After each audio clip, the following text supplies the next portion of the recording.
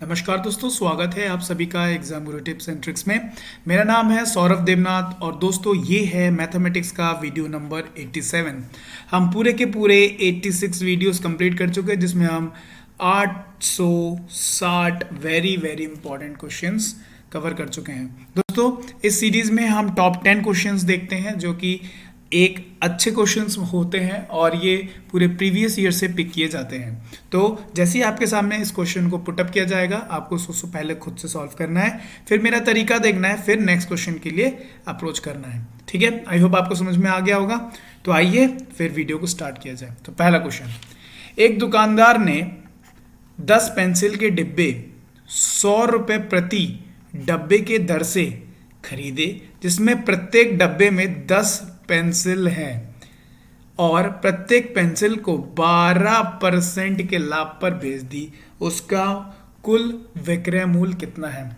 तो ये थोड़ा सा कंफ्यूजिंग क्वेश्चन है। कैसे 10 10 100, कुछ भी नहीं घबराना। देखिए क्या है, कितने डब्बे हैं?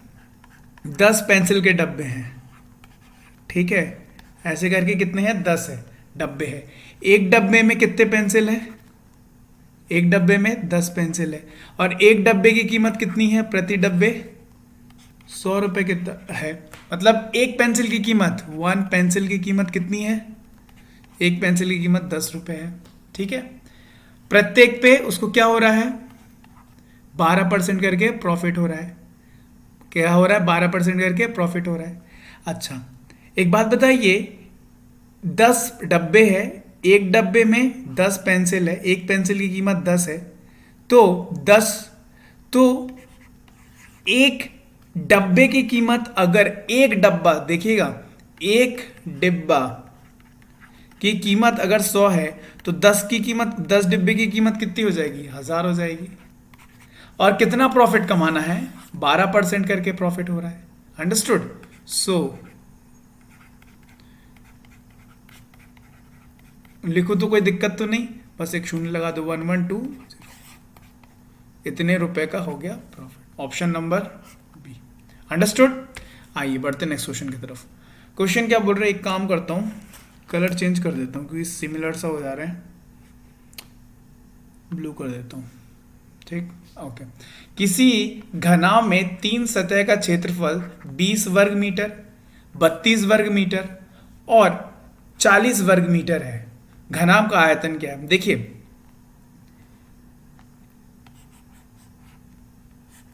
कुछ ये दिया हुआ है, ऐसा करके जो एक डायग्राम बना दो, ऐसा कुछ दिया हुआ है।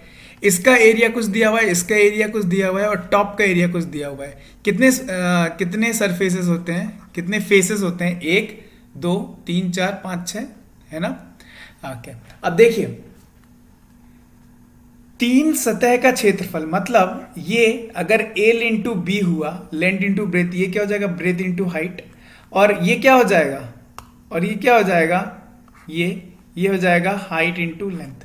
तो मैं लिख सकता हूं यहां पे कि एल इंटू बी है 20, बी इंटू एच है 32 और एच इंटू एल है 40। लिख दूं, कोई इशू नहीं है। ओके, आइए अब रैंडमली यहाँ पे वैल्यू पुट करके देखते हैं। जैसे ही आप देखेंगे, यहां अगर मैं पुट करूं, ध्यान दीजिएगा, यहां मैं अगर पुट करूं 5 और यहां मैं पुट करूं 4, 4 5 20, तो यहां पे भी मुझे 4 पुट करना पड़ेगा। और यहां पे अगर पुट करूं 8, 4 8 32। ठीक है, अगर यहाँ 8 पुट किया है तो देखिए एल के जगह में कितना 5 पुट किया था, तो क्या 40 आ रहा है? बिल्कुल आ रहा है, मतलब हो गया सेट। तो एल बी एच, एल की वैल्यू कितनी हो गई? 5, बी की वैल्यू कितनी हो गई? 4 और एच की वैल्यू कितनी हो गई? एच की वैल्यू हो गई 8। ठीक है, क्या निकालना है? घनाभ का आयतन, मतलब L into B into H, मतलब क्या? 5 इंटू 4 इंटू 8, 20 और 8 मतलब 160 cubic centimetre. Option number, sorry metre, option number C. बढ़ते हैं नेक्स्ट क्वेश्चन की तरफ। अंडरस्टूड?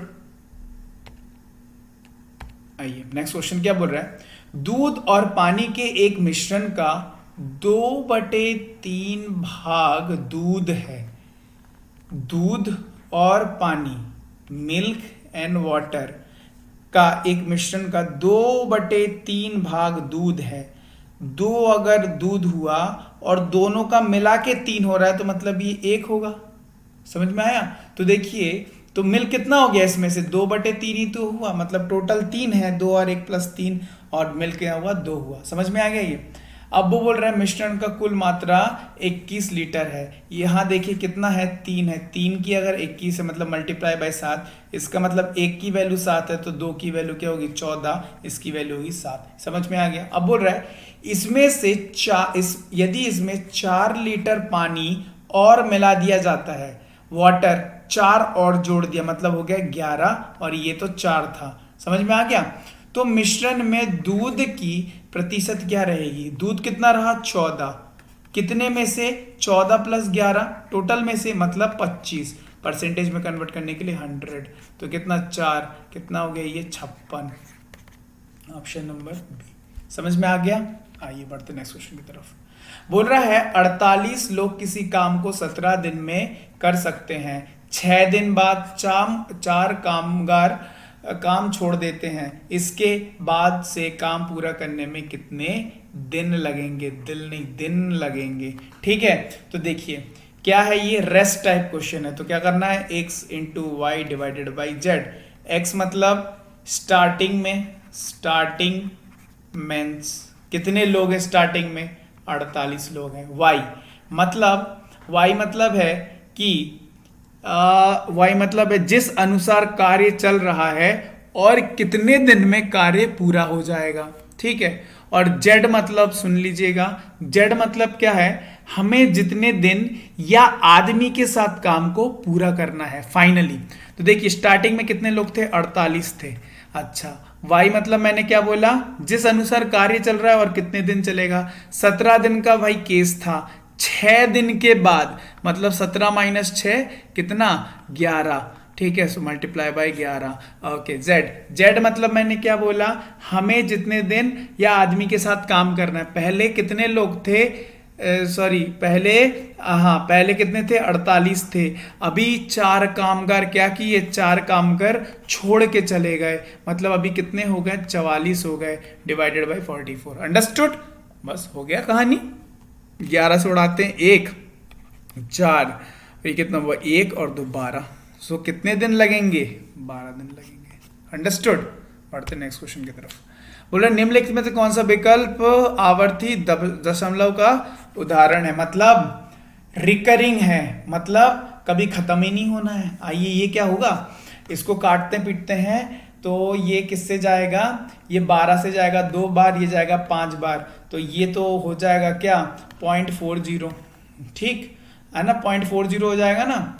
अच्छा, तो ये तो रिकरिंग नहीं है ना, आवर्ती दशमलव का उदाहरण तो नहीं है ना, क्योंकि ये फिनिश हो जा रहा है। आइए इसका देखते हैं, ये क्या हो जाएगा, ये 24 से 1/5 मतलब ये कितना हो जाएगा 0.20, ये भी रिकरिंग नहीं है।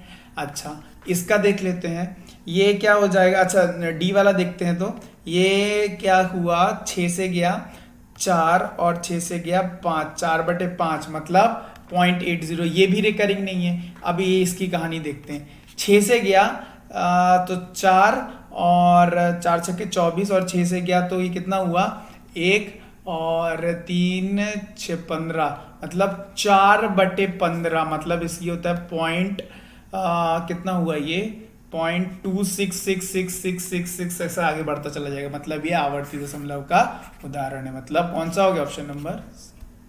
बढ़ते नेक्स्ट क्वेश्चन की तरफ। क्वेश्चन क्या बोल रहा है ध्यान से देखिएगा, यदि मैं एक वस्तु को 595 में बेचता हूं तो मुझे 19% लाभ प्राप्त होता है। यदि मैं इसे ₹475 में बेचता हूं तो मुझे होने वाला लाभ या हानि का प्रतिशत क्या है। ध्यान से देखिएगा, 595 में बेच रहा हूं तो मुझे 19% का क्या हो रहा है लाभ हो रहा है। इसका मतलब ये किसकी वैल्यू है 119 की वैल्यू, मतलब क्या हुआ मल्टीप्लाई बाय 5 हो गया। कोई भी वैल्यू अपने आप में क्या होती है 100 होती है, मल्टीप्लाई बाय 5 कर दूं इसका मतलब 500, मतलब ये जो 500 है ये क्या है उसकी कॉस्ट प्राइस है। उसने बेचा कितने में है, देखिए कॉस्ट प्राइस और यहाँ लिख देता हूँ सेल प्राइस। उसने खरीदा था 500 में, बेचा कितने में है, 475 में बेच रहा है वो। इसका मतलब कितने का लॉस कर रहा है, 25 का। किस पे, 500 पे। परसेंटेज में कन्वर्ट करने के लिए 100 से, तो ये कितना हुआ, 5% का उसका लॉस हो गया, हानि हो गया, 5% की हानि। Option number B. समझ में आ गया। बढ़ते हैं नेक्स्ट क्वेश्चन पे। आइए, क्वेश्चन क्या बोल रहा है। एक आदमी अपने, बहुत अच्छा क्वेश्चन है, बहुत प्यारा क्वेश्चन है, ध्यान से देखिएगा। एक आदमी अपने कार्यालय तक पहुंचने के लिए रेलगाड़ी और कार से यात्रा करता है। मतलब कुछ डिस्टेंस वो रेलगाड़ी से जाता है और कुछ डिस्टेंस जो है वो किससे जाता है, वो कार से जाता है। रेलगाड़ी से जाता है और कुछ डिस्टेंस कार से जाता है। यदि वह कार द्वारा 10 किलोमीटर की दूरी तय करता है और शेष रेलगाड़ी से तय करता है, तो वह अपने ऑफिस टी घंटे में पहुंचता है। यदि वह इसका बिल्कुल विपरीत करता है, मतलब 10 किलोमीटर किससे कर रहा है, वो पहले ट्रेन से कर रहा है, फिर बचा कुचा जो है वो कार से कर रहा है, तो उसको क्या लगता है, टी प्लस 5 घंटे, टी प्लस 0.5 आवर्स, मतलब आधे घंटे और ज्यादा एक्स्ट्रा लगेगा। यदि रेलगाड़ी और कार की गति क्रमशः 50 किलोमीटर प्रति घंटा, 40 की प्रति किलोमीटर घंटा है, तो ऑफिस तक पहुंचने के लिए वह कितनी दूरी तय करता है। दोस्तों ध्यान से देखिएगा। अच्छा, बड़ा अच्छा क्वेश्चन है, देखिएगा। सो मुझे पता है speed is equal to distance upon time, and which is equal to time is equal to समय इज इक्वल टू दूरी बटे स्पीड, मतलब गति, है ना। तो देखिए, so time is equal to distance, मैं सपोज ले लू कितना, 10 किलोमीटर की दूरी तय करता है, सो 10 डिवाइडेड बाई स्पीड। स्पीड ले लूं किसकी, 10, वो किससे किया उसने, कार से किया। कार की स्पीड है 40, ठीक है, कोई शक नहीं होना चाहिए। आगे बढ़ते हैं। ओके, अब सपोज वो क्या बोल रहा है कि टोटल मैंने सपोज दूरी ले ली, सपोज उसका ये है घर और ये है कार्यालय, यहाँ से यहाँ तक की दूरी मैंने सपोज ले ली x। अगर वो 10 किलोमीटर चल चुका है तो बच्चा कितना डिस्टेंस है, x माइनस 10, और अभी वो कितने से चलेगा, 50 से चलेगा। ठीक, ये मेरा इक्वेशन नंबर 1 बन गया। दूसरा देखिए, टाइम प्लस 0.5 कब लगेगा, जब ठीक उसका उल्टा करेगा। ठीक है, उल्टा इसको मैंने चला दिया, तो ये इक्वेशन बन गया 2। देखिए, अभी आप इस इक्वेशन को सॉल्व करेंगे, आपको x की वैल्यू पुट मिल जाएगी। देखिए यहाँ पे जो t की वैल्यू है ना, ये इसको पूरे को यहाँ पे आके पुट कर दो, फिर आपको मिल जाएगा, लेकिन टाइम बहुत ज्यादा जाएगा। आइए ऑप्शन पकड़ के करते हैं। सपोज पूरा डिस्टेंस है 120 किलोमीटर, ठीक है, समझिएगा। सपोज पूरा डिस्टेंस है 120 किलोमीटर, तो आइए x की वैल्यू 120 डाल के देखते हैं, और जब यहाँ पे इस इक्वेशन में डालेंगे तो देखते हैं क्या आधे घंटे एक्स्ट्रा निकल के आ रहा है। आइए देखते हैं।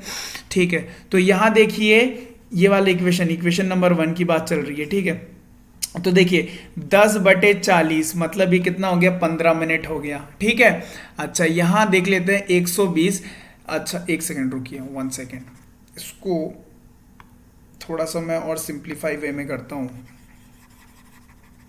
तो समझने में आसानी होगी। आइए, पहला वाला इक्वेशन देखिए, 10/4 मतलब 1/4, ठीक। 10/40 मतलब 1/4।